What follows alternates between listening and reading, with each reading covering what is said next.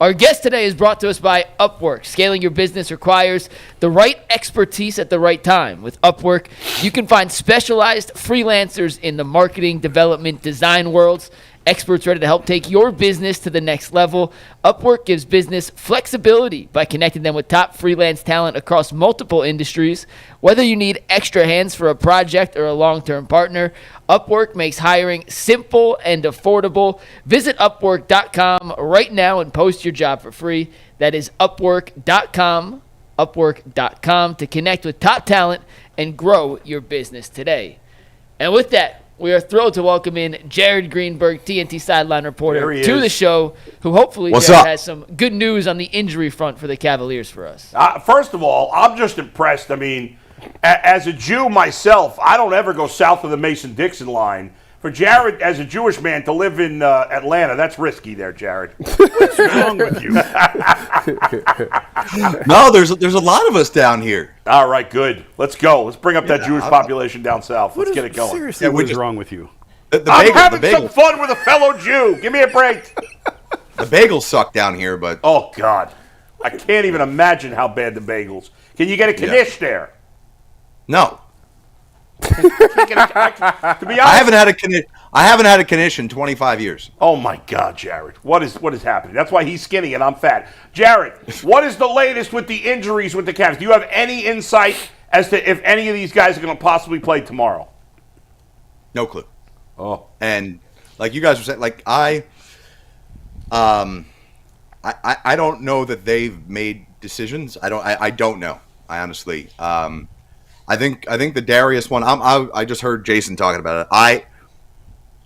I thought that of the three, I thought Darius would play game 2, but from what I understand, that was actually decided pretty early in the day that Darius wasn't going to play, which was a bit of a surprise because for game 1, the way I was told, and listen, who knows, Jason, you know this all the time, the information you get sometimes is strategically delivered to you.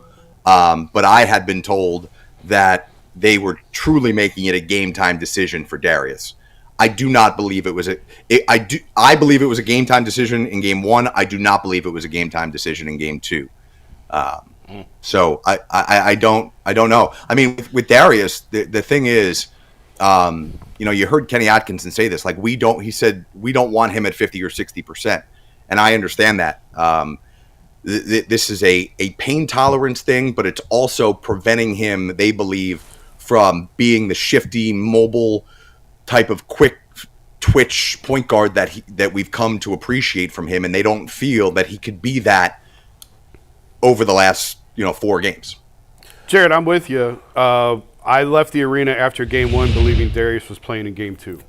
So I was really sort of shocked that he didn't play in game 2. And I get what Kenny's saying on the 50 or 60%. I totally get it. I thought it was fine to hold him out of game 1.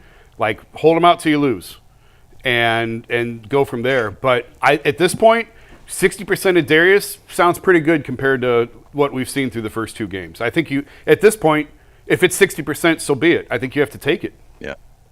Yeah. No, I understand. I understand both sides of the argument. And, listen, my report was that there's no structural damage. I don't believe that they feel he could do more damage, but they just don't want to put him in a precarious situation. The report that I gave was something to the effect of that they want him feeling confident to play like himself. So. Yeah. Jared, let me ask you about the guy that's replacing him right now, and Jerome. Now, in the Miami series, he was phenomenal. In Indiana, I don't know what's going on. What are you saying? Is it just he not making shots, or is it Indiana actually doing something that's affecting his game? Yeah, I don't think, and you guys know this from watching the Cavs over 82 games, the biggest shift in the Cavs this year, we could talk about some of the specifics, but the biggest shift was them not being as reliant on their backcourt and having their backcourt take a step back, sacrifice, and uplift everyone else, right? Like that ultimately is kind of a synopsis of what led this offense to being as elite as it was this year. I don't think it's the formula, as you saw in game one, that the backcourt took 50 shots. Yeah. Right? Now, to a certain extent, the argument for Donovan Mitchell taking 30 of those 50 is, well, he's our best option. My only argument for that would be he was on some pretty good Utah Jazz teams over the years. In fact, one team like this team that was the number 1 seed and was eliminated in the second round. And Donovan, as I discussed yesterday, or 2 days, whenever that game was, 2 days ago during the game, he admitted to me that his quote to me was, at times in Utah, he believed in himself too much to become that scorer, that this year he's recognized that it's about everybody else and he doesn't need to do that. And I wonder, I also talked to Ty Jerome before game one just about this new experience for him, right? It's been well documented how this year he's burst onto the scene. He's overcome these injuries that he's had in the past. He's beat the odds, and he's now become a huge piece for the Cavs. And he talked to me. I asked him, "Are you leaning on anybody to get advice about, as the stages get bigger, the expectations grow, the spotlight's bigger, it's different?" And he kind of looked at me and he goes, "My teammates know that I'm never going to be worried about the pressure," and that's a good thing. But I also wonder if he's out there trying to prove, hey, I'm meant for this moment. And he maybe, I don't know, I'm not the X's and O's expert here, but you guys have seen him. Ty Jerome did a lot with a little throughout the season. Now it looks like he's trying to do a lot with a lot. And that's not been the formula for this team this year. Yeah. No doubt. Jared, if you had to bet right at this moment who is coming out of the East, who would you bet on? It's a tough one. Can I use your money? Sure. Take my money. Go ahead. Yeah, use it. Yeah. I'm not done with Boston yet. I should be.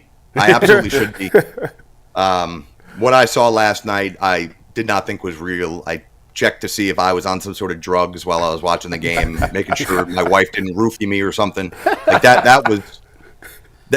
That was more insane than what happened, the night before in Cleveland, because for deja vu to repeat itself, like a copy image of what happened was just stupid. I have no idea. I mean, I'll still stick to Boston because we've seen this plenty of times. We've seen this where you think you know what a series is, particularly like it's one thing to live in the moment and be a prisoner of the moment for game one and say, this is what's going to happen. But when you get more of a sample size with 2 games, you're supposed to know. Like, there is absolutely a world where Cleveland and Boston are playing each other in the conference finals. That world still exists. I'm not trying to say it's a good chance. I'm not trying to say I believe it, but that world is there. Mm-hmm. It's true. Yeah. I know we're hyper-focused on the Cavs, but Tyrese Haliburton in these playoffs, and especially the other night, he's a monster, and I think Cavs fans are getting an appreciation for him. Just what do you think? What do you make of his performance in this series, in particular at the end of Game 2? I actually didn't do this report. We didn't have time for it during Game 2, but he's a very unique – I don't want to call him a superstar yet, but he's got the potential to knock on that door. And with what he's done in this postseason run, as you alluded to, Jason, like when you have your biggest moments of your career in consecutive weeks, hitting massive shots to win games, you're starting to knock on those doors. But he's so unique in that and he doesn't need to score 30 points. He wasn't the best scorer for the Pacers in Game 1, right? He allowed Nembhard and Nesmith and Siakam at times to hit big shots. He's such a within the system guy that I think we're going to overlook his impact on greatness. The things that like the Cavs tell me in confidence just about the things he does to their offense is sensational. Like his ability almost like Jokic a little bit in that his ability to pass ahead, right? It has totally changed the Cavs defense for what they've wanted to do. The fact that he's the point guard and at times in their half-court set, he's okay with not bringing the ball up to put the Cavs in a bad spot defensively because they don't know what the counter punch is going to be. Yeah. And the fact that he takes care of the basketball the way he does, it's remarkable. And then he's still got that star quality in him. I don't know if you guys heard the interview I did with him right after the game, but he said, I wasn't giving up that ball once I got the rebound, right? Like, I knew it was me. So on one hand, he's a dude who lets others shine, but the stars in this league win games, stars in this league win series, and he knew that if they were going to win or lose that game, that shot right there had to be taken by him. Yeah. Let me ask you this, Jared. Let's say that the three guys are out. So Hunter, Mobley, and DG also aren't ready for Game 3, which is going to be – it's going to be an uproar if they are. I'm just telling you that now. But let's say you're Kenny. How would you go to attack the Pacers to try to win this game? What would be your game plan? Again, I'm not the X's and O's guy, but I'll tell you, like, Cavs looked to be, what were they up by 20 or close to it the other night? Like, Yep. 20. If you're good enough to build that lead, you're good enough to win the game. So I don't know that they have to make that many adjustments. The meltdown down the stretch, like that's what's concerning. Like that's the mental stuff that the Cavs that you guys saw over 82 games were so good at, right? Like, I mean, Kenny talked about it after game 1 about the physicality and talked about how it was uncharacteristic of his team, the way they played, the way they allowed the Pacers to throw that punch and take it. To me, they did a sensational job of bouncing back in game 2 of that. What was uncharacteristic to me, and I mean, you guys know more, right? Like, Jason, you cover these guys. That meltdown down the stretch, and to a certain degree, that's where you miss Mobley and DG and a guy like Hunter. But to come out of a timeout and throw the ball away, that's not the makings of a team that was nearly the best team in basketball for 6 consecutive months. That to me is what's disconcerting. They were playing 2-on-5 the last 3 minutes of the game. I said that yesterday when we were talking about it on the show, that it was Max and Donovan and 3 dudes standing around waiting for Max or Donovan to make something happen. And that's why I think they wear down in the last few minutes. That's why, I mean, the Pacers just absolutely attacked Donovan every time he had the ball. He had a 51 usage rate. We Yeah. didn't even talk about. Yeah. That's crazy. Yeah, usage rate of over 50%. It's highest, Mike, you said highest of his career? Yeah, and game 1 was the second highest of his career, for the record. So if it was 51 in game 2, if these dudes don't play, it might be 55 or 60. Like, I don't, the answer is Donovan has to bail him out. And I don't know that on one And he leg, nearly did. Like, And he nearly did. This is the playoffs, and winning and losing is what matters. You've got to give Donovan some credit for the effort that he gave and the performance that he had the other night. Like that was one. If they win that game, right? If they don't turn over the basketball in that last second turnover, Donovan Mitchell. Our conversation is about the heroics of one man.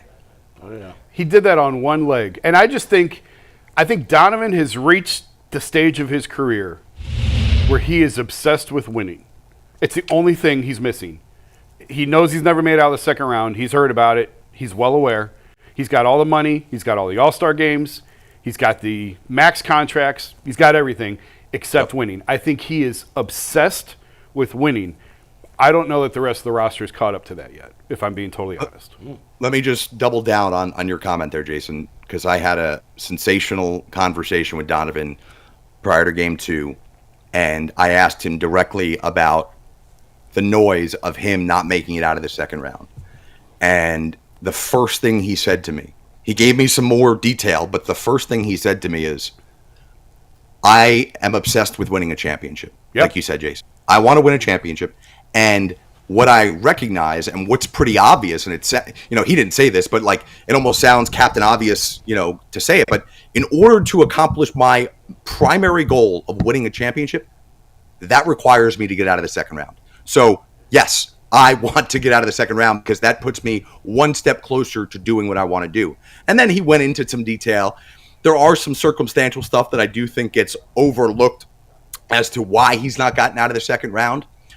This certainly was supposed to be his best opportunity. And what he also said is he knows not to take these opportunities for granted.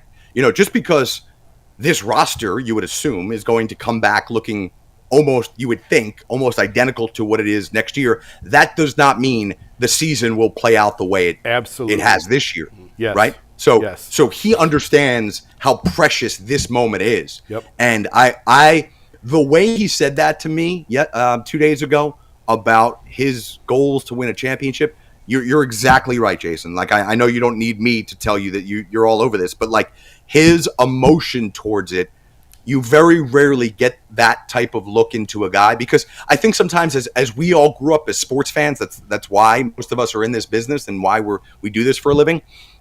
We sometimes get angry that the players don't take it as seriously as we do, or they have other priorities. You're exactly right. Donovan Mitchell's priority for the city of Cleveland, for his career, is to win a championship, and he sees this as his best opportunity to do it. Just to follow up real quick on that, I talked to him toward the end of the regular season, and I asked him, was there ever a season prior to this where you felt like absolutely we can win a championship? And he said yes. And honestly, I had forgotten that they were a 1 seed coming out of the COVID year, the year after the COVID bubble. The world was still weird. I totally forgot Utah was a 1 seed and they lost in the second round. And he said that team I thought had a chance. Obviously, it didn't work. And I said, you may just have to wait out Boston. Boston may just be too good. And this is before Sham's report came out that they were probably going to have to make some moves and break that team up. And I said, you may just have to wait them out and then see what happens with them this summer. And he got not mad, but kind of aggravated. I've heard that in my career before, and I reject that. We're not waiting for anything. It's right now. We're going to do this. We want to do this right now. And it just was impressed on me where his mindset is at. And I'll go back to, I told Mike I wasn't going to bring this up, but we're already down this road, so I'll bring it up. LeBron's last year here, he and I had multiple conversations where he would say, not everyone is built for this. And you would think that they are. You would think that winning is, all the players are obsessed with winning. And I'm not saying the rest of the Cavs are or not. I'm not making a judgment one way or the other. Yeah. But with him, he said, not everyone is totally obsessed with winning in that moment. And you don't want to be surrounded by guys who don't want to win. And LeBron was obviously at that level. I think Donovan's at that level where they are consumed with the idea of, I have to win. I mean, Donovan is risking blowing out his Achilles.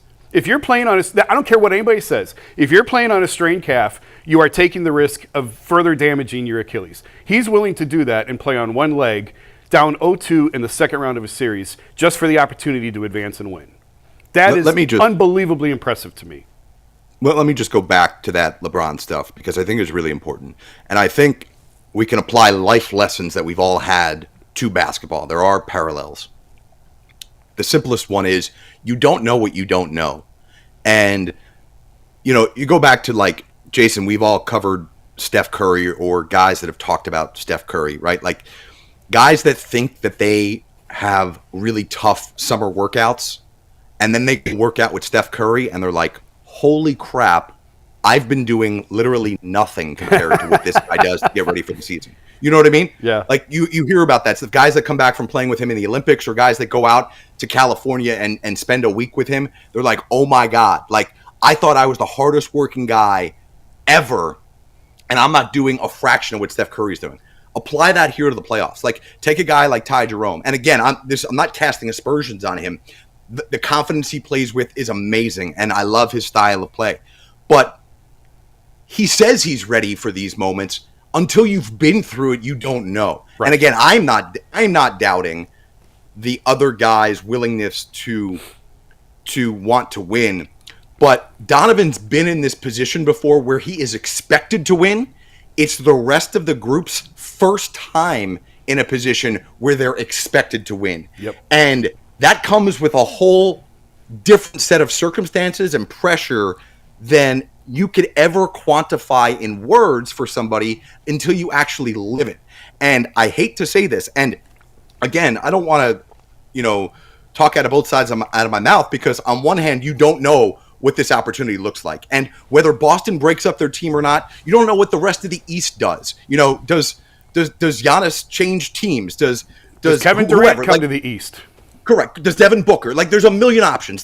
Who knows? This league we cover is the craziest league in the history of the world. It operates drunk 90% of the time. You never know what is going to happen. So, yes, on one hand, the Cavs cannot just say, we'll be there next year. On the other hand, I will say this. The Cavs will be better for this adversity than they were before.